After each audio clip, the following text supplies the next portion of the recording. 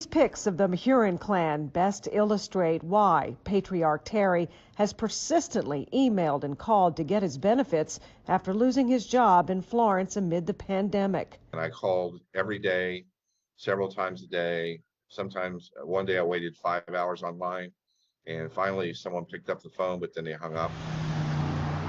It wasn't until he waited outside the Kentucky Career Center in Covington for someone to walk in that he finally got to someone who knew someone that could get him some help.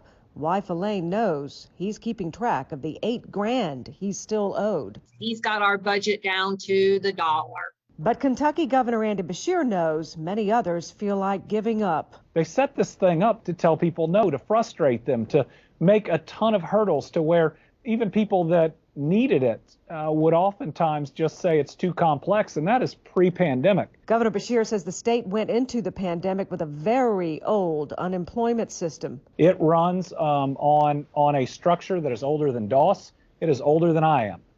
It was put into place in its current form the year I graduated from college, and the failure to upgrade that decade after decade after decade has led to a lot of hardships for people. And Kentucky's historically low unemployment before the pandemic led to its regional offices closing and reduced staffing years ago. Now we have a huge surge, not just in claims, but fraudulent ones. These aren't an individual sitting on. These are cyber attacks where, one person is trying to file 5,000 and see what sticks.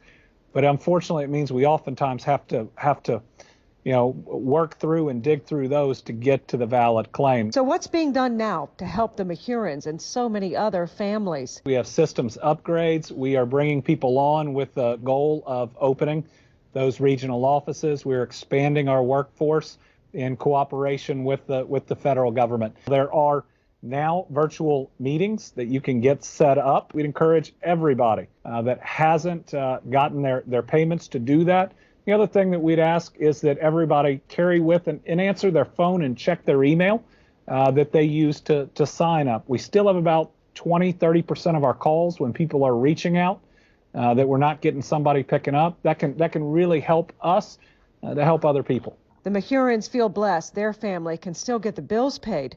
Mostly concerned others' kids are really suffering.